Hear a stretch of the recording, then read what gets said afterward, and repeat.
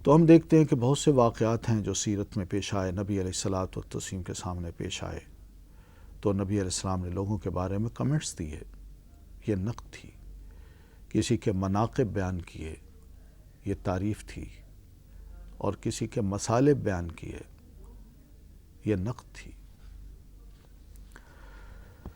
یہی خیر صحابہ کرام میں بھی آئی۔ تو سیدنا ابو بکر رضی اللہ تعالیٰ عنہ حدیث کو قبول کرنے میں انتہائی محتاط انسان تھے، جن کے بارے میں علماء کرام کا یہی کہنا ہے کہ کان اول من احتاط من قبول الاخباری، جناب ابو بکر رضی اللہ تعالیٰ عنہ سب سے پہلے انسان تھے جو نبی علیہ الصلاۃ والتسلیم کی کسی بھی خبر کو قبول کرنے میں سب سے زیادہ محتاط تھے۔ پھر اسی طرح جناب عمر رضی اللہ تعالیٰ عنہ کے بارے میں عرض کر چکا ہوں کہ وہ تو کوئی بھی روایت کرتا اس سے ثبوت مانگتے تھے،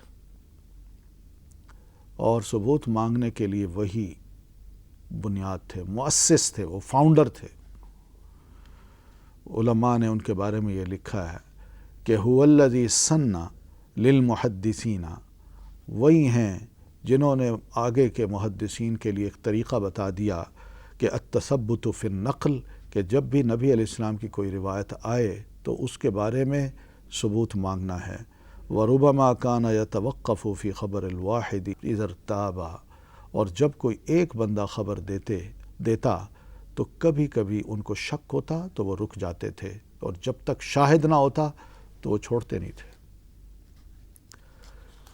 تو جناب ہم یہی دیکھتے ہیں کہ صحابہ کرام میں یہ چیزیں عام تھیں۔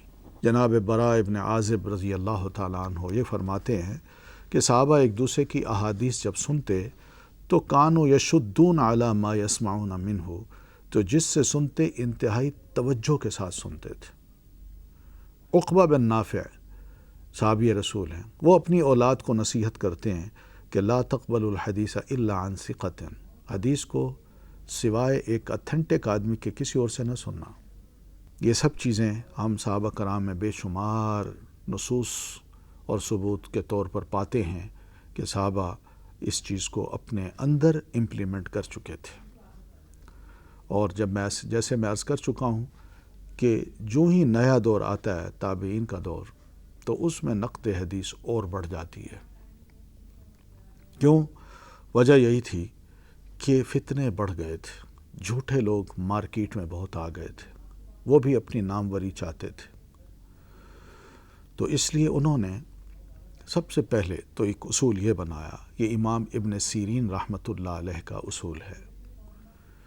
وہ یہ کہتے ہیں کہ ان ھذا العلم دین فانظروا عمن تأخذون دینکم، کہ لوگو یہ علم یعنی نبی علیہ الصلاۃ والتسلیم کا روایت کردہ علم یہ دین ہے، بس اتنا دیکھ لیا کرو کہ ہم اس دین کو کس قسم کے لوگوں سے لے رہے ہیں، کیا وہ سچے ہیں یا جھوٹے ہیں۔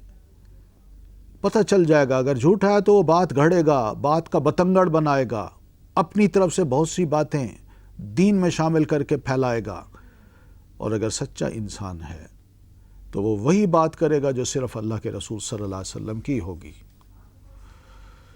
امام زہری رحمۃ اللہ علیہ یہ فرمایا کرتے تھے کہ اما ان الحدیث یعجبہ ذکور الرجال ویکرہہ مؤنثوہم، لوگو غور سے سنو، حدیث ایسا موضوع ہے جسے مذکر مرد پسند کرتے ہیں، اور ان کے مؤنث حضرات اس سے ناپسندیدگی کا اظہار کرتے ہیں۔ جی ہاں، اس وقت بھی تابعین کے دور میں حدیث سے ناپسندیدگی تھی، اس لیے یہ موضوع ایسا ہے کہ اس میں مرد بن کے آگے بڑھنا پڑتا ہے، سوال کرنا پڑتے ہیں، پوچھنا پڑتا ہے، تحقیق کرنا پڑتی ہے۔ اسی طرح امام زہری ہیں، انہی کے دور کے معاصر ایک بہت بڑے عالم ہیں اسحاق ابن ابی فروہ رحمۃ اللہ علیہ، وہ پاس بیٹھے ہوئے تھے، انہوں نے ایک حدیث بیان کرنا شروع کی، کہنے لگے قال رسول اللہ صلی اللہ علیہ وسلم۔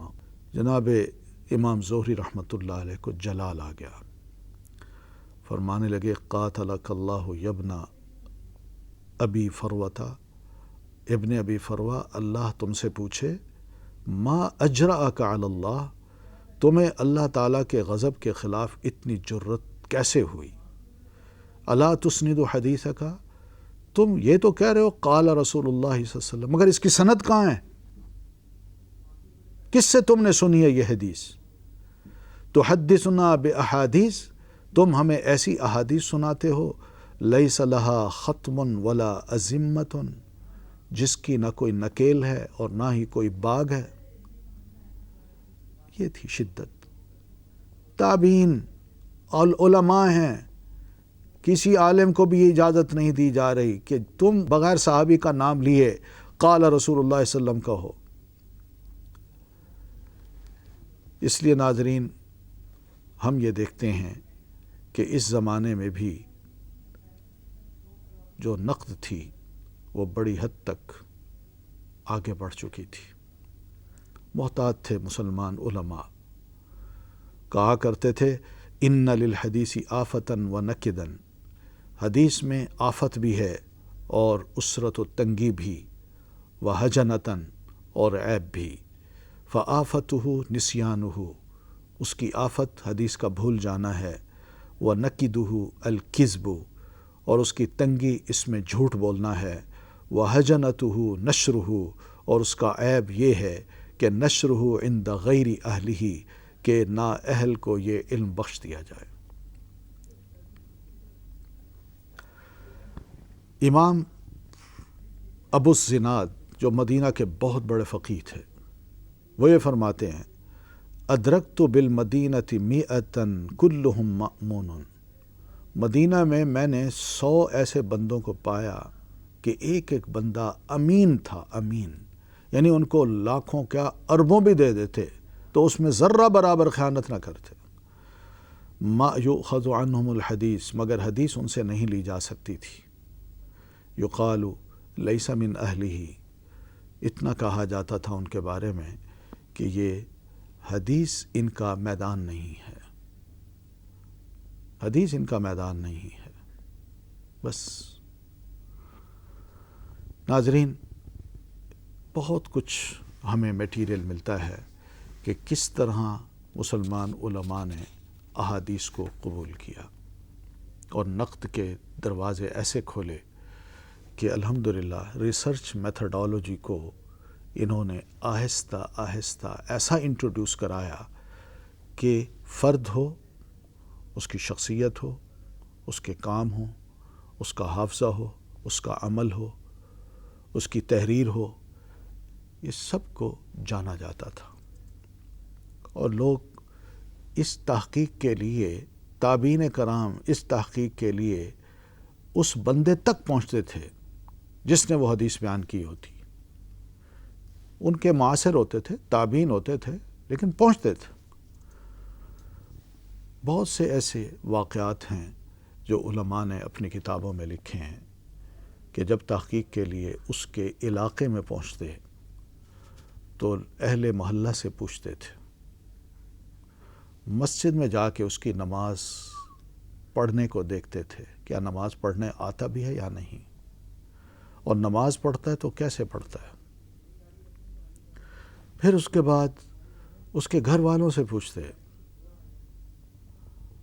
وہ سارے محلے والے، گھر والے بڑے پریشان ہوتے کہ یہ بندہ آیا ہے، اس کے بارے میں اتنی تحقیق کر رہا ہے، خیریت تو ہو۔ آخر ان کو یہ کہنا پڑتا تھا کہ خیر ہے، اتنی تحقیق آپ کر رہے ہیں، اتریدون ان تزوجوہ، کیا تم چاہتے ہو کہ اس کو کوئی رشتہ دو؟ یہاں تک ہوتا تھا۔ پھر ان کے پاس بیٹھتے تھے، ان کا ٹیسٹ لیتے تھے کہ جو اس نے کہی ہے بات، کیا اس کو یاد بھی ہے یا نہیں۔ اگر یاد ہوتی امتحان لیتے تھے، یاد ہوتی تو قبول کر لیتے، اور اگر ایک آدھ غلطی بھی کرتے تو چھوڑ دیتے تھے۔ امام شعبہ ابن الحجاج العتکی رحمۃ اللہ علیہ بہت بڑے ناقد گزرے ہیں، بلا کا حافظہ تھا، دوسروں کو ٹیسٹ بھی کرتے تھے، اور جس سے ذرا معمولی سی بھی غلطی ہو جاتی اس کی حدیث کو ایک طرف رکھ دیتے تھے، اس سے روایت نہیں کرتے تھے۔ اپنے گھر سے مسجد اور مسجد سے گھر نماز پڑھنے کے لیے جب آتے تو راستے میں ایک بڑھئی کی دکان تھی. اس بڑھئی بزرگ نے کسی سینئر عالم سے ایک حدیث سنی تھی. تو امام شعبہ بن حجاج اس حدیث پر بہت خوش تھے، مگر یہ جاننا کہ کیا یہ بڑھئی بزرگ واقعی ان کو یاد ہے، ان کا فیلڈ تو نہیں ہے، یہ کس طرح بیان کر رہے ہیں. جب بھی اپنے گھر سے مسجد جاتے تو راستے میں رک کے اس بزرگ سے پوچھتے، بزرگوں آپ نے وہ حدیث سنائی تھی، وہ کیسے سنائی تھی؟ تو وہ سب کچھ چھوڑ کے آرام سے ان کو حدیث سناتے تھے پورے آداب کے ساتھ. اسی طرح واپسی پر بھی آتے جاتے کئی بار ایسا ہوا. آخر ایک شاگرد نے پوچھ لیا کہ حضرت خیریت ہے، آپ اتنا ان سے پوچھ رہے ہیں؟ فرمانے لگے میں صرف چاہتا ہوں کہ جان لوں کہ اس بندے نے کوئی وقتی جوش میں آ کے یہ حدیث بیان کی تھی اپنی طرف سے بنا کے، یا واقعی اس کو یاد ہے. اللہ کی قسم اگر کسی وقت بھی ایک معمولی سی بھی یہ بھول جائے تو میں اس سے کبھی حدیث نہ سنوں، نہ روایت کروں. مگر یہ میں سب کچھ اس لیے کر رہا ہوں تاکہ میری تسلی ہو جائے کہ اس بزرگ نے جو کچھ سنا ہے صحیح سنا ہے، پختگی کے ساتھ سنا ہے اور اچھی طرح اس کو یاد کیا ہے. انہی کلمات کے ساتھ ناظرین میں آپ سے رخصت ہوتا ہوں. مزید تفصیل کے لیے انشاءاللہ پھر کبھی آپ کی خدمت میں حاضر ہوں گے. اس وقت تک کے لیے اجازت. السلام علیکم ورحمۃ اللہ وبرکاتہ.